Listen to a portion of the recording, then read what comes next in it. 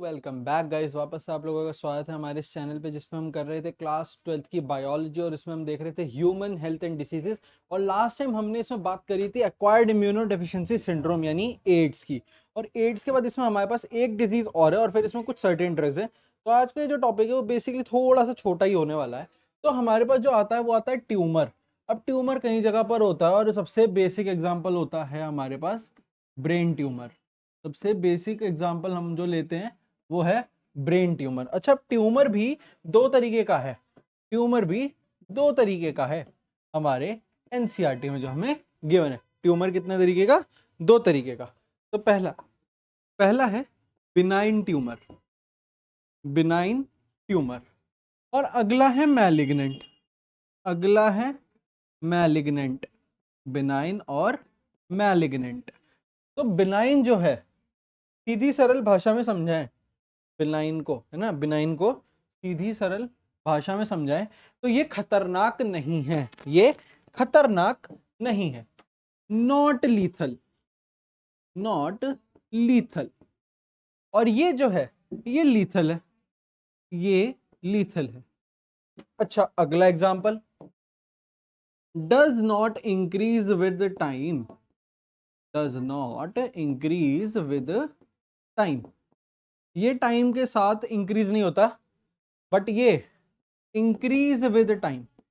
Increase with time. Okay. अगला difference, सबसे easy difference, एक और डिफरेंस की बात करते हैं। Benign tumour does not travel. Does not travel मतलब ये जहां पर हो गया, अगर किसी ने बता दिया कि मेरे यहाँ बिनाइन ट्यूमर है, तो वो यहां से अंदर नहीं जाएगा, वो यहीं रहेगा। वो यहीं रहेगा। बल्कि जो मैलिग्नेंट है, does travel. It does travel मतलब कि ये जरूरी नहीं कि अगर आपके यहाँ मैलिग्नेंट ट्यूमर पकड़ा गया है ना, एक्सरे किसी में भी मैलिग्नेंट ट्यूमर अगर यहाँ पकड़ा गया है पीसीआर या करवाते हुए, तो वो यहीं रहेगा थोड़े टाइम बाद। क्या पता इधर पहुंच जाए, क्या पता दोनों जगह हो, तो मैलिग्नेंट बढ़ जाता है। तो ये कुछ तीन डिफरेंसेस हैं हमारे पास ट्यूमर्स के। और इसी के बिहाफ पर हमको अब बात करनी है कार्सिनोजेंस एंड सेल्यूलर ऑन्कोजीन्स की। कार्सिनोजेंस मतलब cancer causing organisms. Cancer causing organisms are known as carcinogens organisms. और मटीरियल्स दोनों की बात करते हैं, है ना। मटीरियल्स और ऑर्गेनिजम्स दोनों की ही इसमें बात करी जाती है। तो जो अब हमारे पास इसमें कुछ रेडिएशंस हैं, कुछ केमिकल कार्सिनोजेंस हैं, है ना, कुछ वायरसेस हैं।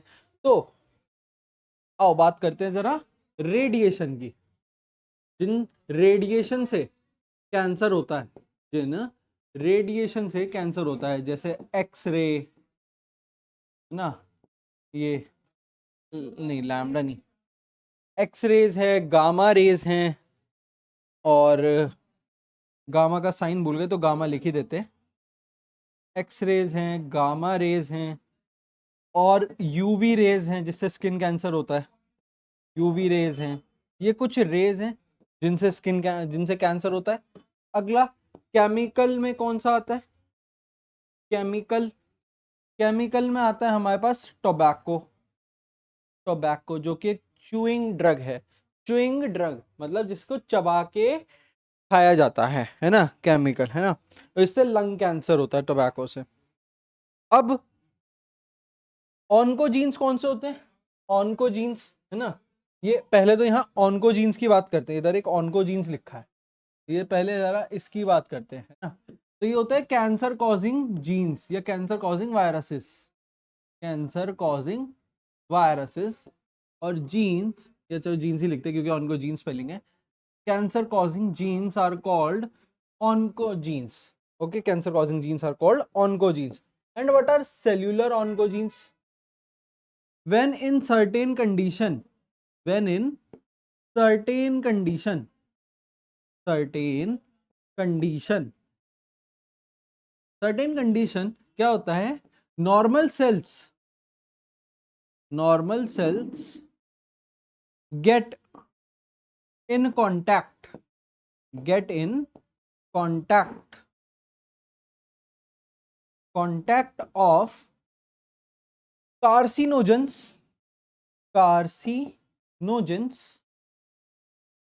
And make themselves make themselves make itself carcinogen. मतलब दूसरे कार्सिनोजन से मिलके अपने आप को भी कार्सिनोजन बना लिया। कार्सिनोजन ये हो गया, है ना।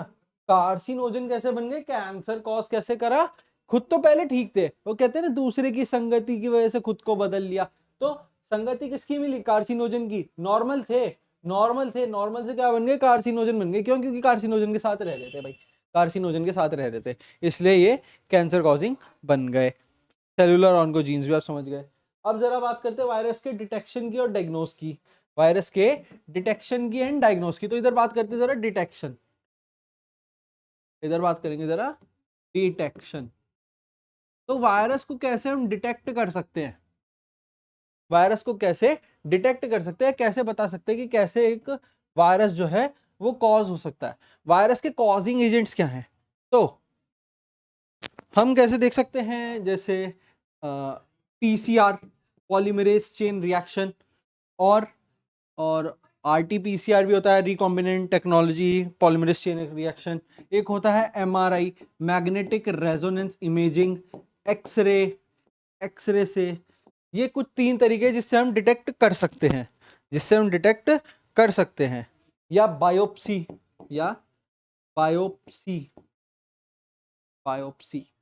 Okay, biopsy. और अब बात करेंगे डायग्नोस की, मतलब कैसे डायग्नोस या ट्रीटमेंट। तो ट्रीटमेंट में सबसे पहले क्या है, इधर आते हैं डायग्नोस की बात करते हैं, यानी नीचे आके हम बात करेंगे बेसिकली ट्रीटमेंट की, नीचे हम बात करेंगे ट्रीटमेंट की। तो ट्रीटमेंट में क्या है, सर्टेन ड्रग्स हैं हमारे पास, कुछ हमारे पास ड्रग्स है जिससे हम ठीक कर सकते हैं, या फिर अगर वो बिनाइन ट्यूमर है तो हम सर्जरी करके उस एरिया से उस ट्यूमर को बाहर निकाल सकते हैं, या हमारे पास कुछ कीमोथेराप्यूटिक ड्रग्स हैं, नहीं सर्टेन ड्रग्स तो आ ही गया, तो सर्टेन ड्रग्स को काटते एक बार, ये ठीक है। यहाँ लिखते हैं केमिकल मेडिसिन्स, कुछ केमिकल्स हैं हमारे पास, है ना, केमिकल मेडिसिन्स भी लिख सकते हैं, यहाँ इसे सर्जरी, ये ठीक है। और कीमोथेराप्यूटिक ड्रग है हमारे पास। कीमोथेराप्यूटिक ड्रग्स में क्या होता है, इस कीमोथेराप्यूटिक ड्रग पे आपको ध्यान देना है, कीमोथेराप्यूटिक ड्रग पे ध्यान देना है ना। इस कीमोथेराप्यूटिक ड्रग से कुछ काम होते हैं ना, कुछ इसके साइड इफेक्ट्स है। तो साइड इफेक्ट्स की बातें करते हैं कीमोथेराप्यूटिक ड्रग के। जो साइड इफेक्ट है, अगर आप कभी किसी कैंसर वाले मरीज से मिलो तो आपको पता होगा कि उसको हेयर लॉस होता है। वो हेयर लॉस क्यों होता है, क्योंकि उसका कीमोथेराप्यूटिक ड्रग्स का इलाज चल रहा है, उसका कीमोथेराप्यूटिक ड्रग का इलाज चल रहा है। अच्छा, अब जरा अगर इधर फिर तो ड्रग्स चालू हो गए, तो एक पेज बनाते हैं और एक एडिशनल ज्ञान देते हैं, इधर एक एडिशनल ज्ञान देते हैं।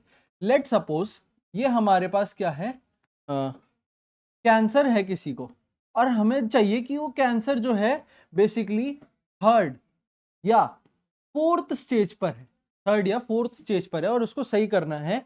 तो आपको 3 चीजें ध्यान रखनी है। आपको नो कार्बोहाइड्रेट, कार्बोहाइड्रेट का इंटेक बंद कर दो, केसीन प्रोटीन का इंटेक बंद कर दो, केसीन मतलब मिल्क प्रोडक्ट बंद कर दो, मिल्क प्रोडक्ट बंद कर दो, और दिन में 12 आवर फास्टिंग, 12 आवर फास्टिंग। ये 3 चीजें अगर आपने कर ली तो आपका 3rd या 4th स्टेज का कैंसर तक ठीक हो जाएगा, टाइमली 3rd या 4th स्टेज तक का कैंसर ठीक हो जाएगा। और सिट्रसी आइटम खानी है, सिट्रसी फ्रूट या वेजिटेबल खाना है, फ्रूट और वेजी। सिट्रसी मतलब जो थोड़ा खट्टेपन में होते हैं। ये 4 चीजें आपका एक एक्स्ट्रा मैंने थोड़ा सा एडिशनल बताया कि अगर आपको 3rd या 4th स्टेज तक का कैंसर ठीक करना है तो आप क्या कर सकते हैं, थर्ड या फोर्थ स्टेज कैंसर तो बहुत लीथल है, तो उसको भी ठीक करा जा सकता है। आप अपनी बॉडी में कार्बोहाइड्रेट का इंटेक मत दो, आप अपनी बॉडी में क्रेसीन यानी मिल्क प्रोडक्ट्स को देना बंद कर दो। आप जो है 12 घंटे की फास्टिंग रखो, बेसिकली ये नाइट में रखो, बेसिकली ये नाइट में रखो। और सिट्रसी फ्रूट्स पर ज्यादा ध्यान दो, या वेजिटेबल्स पर, सिट्रसी वाली वेजिटेबल्स जैसे कि लेमन, जैसे कि लेमन, इन सब पे आप ज्यादा ड्यान दो, तो आपका थर्ड या फोर्थ स्टेज तक का कैंसर भी ठीक हो जाएगा। तो ये एक एडिशनल ज्ञान था। अब आते हैं जरा अपने ड्रग्स पर। कुछ यहां हमारे पास 3 ड्रग्स हैं, opioids, cannabinoids and Coca alkaloids. एक बार इसका फोकस बिगड़ रहा है, एक बार इसका फोकस ठीक करते हैं और चलिए शुरू करते हैं ड्रग्स को। तो ओपियोइड्स, इसमें हम 2 बातें करेंगे ओपियोइड्स के बारे में कि सबसे पहले तो ओपियोइड का रिसेप्टर कहाँ है, ओपियोइड का रिसेप्टर कहाँ है। ओपियोइड का रिसेप्टर है सीएनएस में। ओपियोइड का रिसेप्टर कहाँ है, सीएनएस में। दूसरी चीज की बात करते हैं, ओपियोइड में सामान हमें मिलता कौन से प्लांट से है ना, कौन से प्लांट से मिलता है, सिक्रीट फ्रॉम लेटेक्स ऑफ, उसके लेटेक्स ऑफ पैपेवर सोमिनीफेरम, और इसको एनसीईआरटी में दिया हुआ है पॉपी प्लांट भी कहते हैं। इसके लेटेक्स से हमें क्या मिला, पैपेवर सोमिनीफेरम के लेटेक्स से क्या मिला, लेटेक्स से हमें क्या मिला, ओपियोइड मिला। और ओपियोइड का एग्जांपल हमारे पास क्या है, हेरोइन। जो हेरोइन ड्रग है ना, वो मिला हेरोइन ड्रग हमें किससे मिला। अच्छा, इसमें ई नहीं आता, हाँ वही सोचा था क्या दिक्कत हुई। बस हेरोइन ड्रग हमें कहां से मिला, ओपियोइड से मिला। अब ओपियोइड के बाद जरा बात करते हैं कैनेबिनॉइड्स की। अब ओपियोइड्स के बाद किसकी बात करेंगे, कैनेबिनॉइड्स की। कैनेबिनॉइड्स में क्या है हमारे पास, सबसे पहले तो इधर लिखते हैं, चल। कैनाबिनॉइड्स में जो इसका रिसेप्टर है, इसके रिसेप्टर की बात करते हैं जरा। इसका रिसेप्टर किधर होता है, कैनाबिनॉइड का रिसेप्टर होता है ब्रेन में। ये मिलता किससे है, वो मिला था हमें पेपेवर सोमिनीफेरम से, ये हमें मिलता है कैनेबिस सटाइवा से, कैनेबिस सटाइवा। अच्छा, अब इस कैनेबिस सटाइवा का क्या क्या यूज आता है, क्या क्या बनता है, तो उसका resin, flower, leaf are used to make कितने भी सारे ड्रग्स ले लो ना, बस कोकेन छोड़ के और हेरोइन छोड़कर जितने ड्रग्स हैं सारे लिख दो। marijuana और हशीश, चरस, गांजा, हशीश, चरस, गांजा, और बाकी अपने जो गंजेड़ी दोस्त हैं उनसे पूछ लेना, मुझे यही 4 के नाम पता हैं क्योंकि मेरे दोस्त यही फूकते हैं, तो मुझे इन्हीं 4 के नाम याद हैं। बाकी आपकी मर्जी, आपको और भी जो लिखना हो आप वो भी लिख सकते हो। मैं फिलहाल थोड़ा सा साइड हटता हूँ। हशीश लिख दिया, चरस लिख दिया, गांजा लिख दिया, marijuana लिख दिया, हेरोइन लिख दिया। अब आते हैं कोकेन पे। अब कोकेन को 3 नाम से जानते हैं, मतलब एक तो कोकेन, रुक जाओ इसका फोकस बिगड़ा शायद अभी मैंने नोटिस कर लिया, फोकस वापस ठीक। चलो, तो एक तो है कोकेन जो कि सब जानते हैं।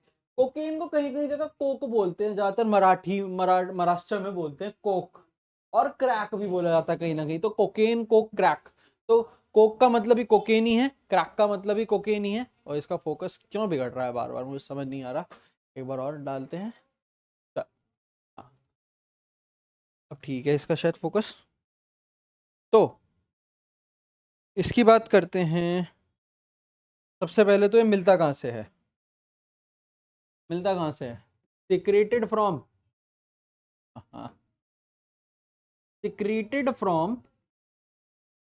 secreted from Erythroxylum Coca, Erythroxylum Coca.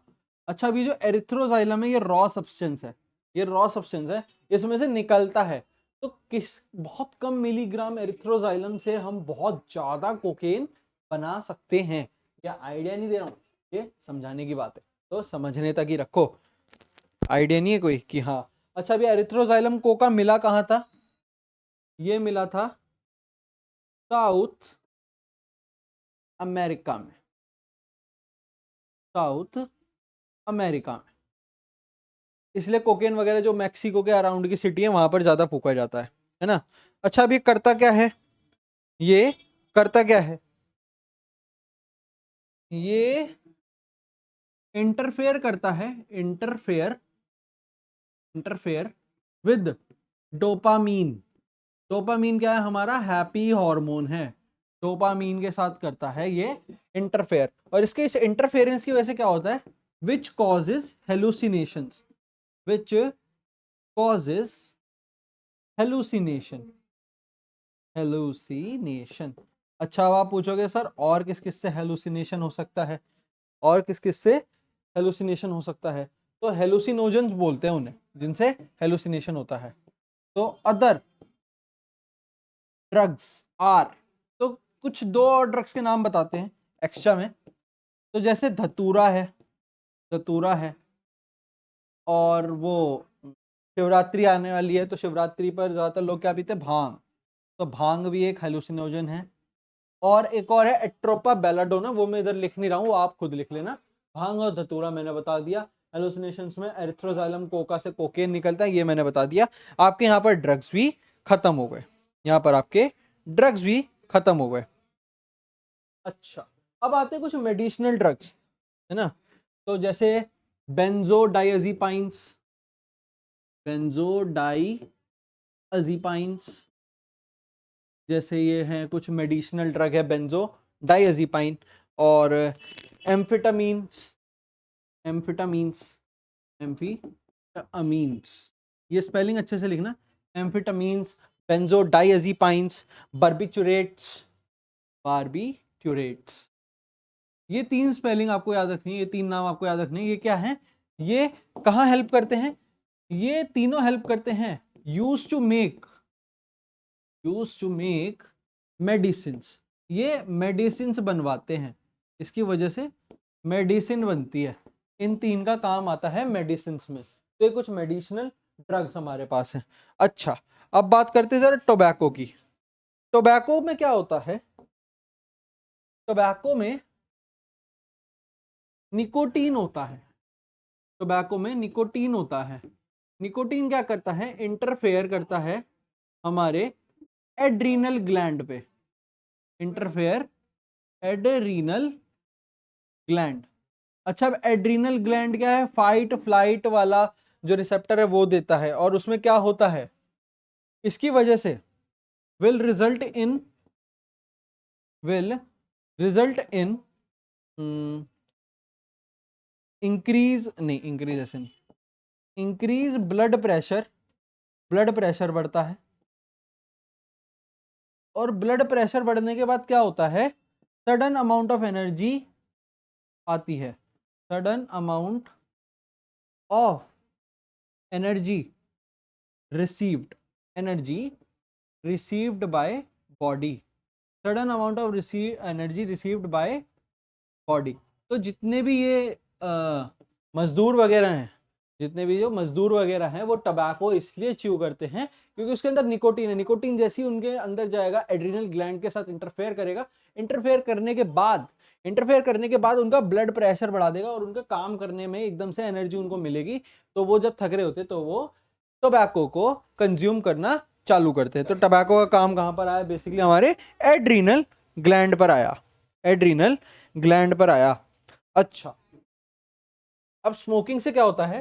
Smoking का तो सबसे आसान है, increase carbon monoxide amount in blood, carbon monoxide amount in blood. और कार्बन मोनोऑक्साइड एक पॉइजनस गैस है, will lead to oxygen deficiency, will lead to oxygen, O2 लिख देते हैं, ये चलो ऑक्सीजन पूरा लिख देते हैं, will lead to oxygen deficiency, deficiency, oxygen की डेफिशिएंसी हो जाती है और यहीं हमने स्मोकिंग खत्म करते हुए ये चैप्टर भी फिनिश कर दिया। और ये चैप्टर फिनिश होने के बाद आपका नेक्स्ट चैप्टर जो शुरू होने वाला वो है माइक्रोब्स इन ह्यूमन वेलफेयर, जो कि हम लेकर आएंगे वन शॉट में, क्योंकि वो बहुत इजी चैप्टर है और बहुत इजी वे से हम आपको समझाने की कोशिश करेंगे और आपका पूरा चैप्टर एक ही वीडियो में कवर कर देंगे। तो ये वाली वीडियो आपके पास यहीं तक थी, हमने ये वाला पूरा चैप्टर जो है एंड कर दिया है।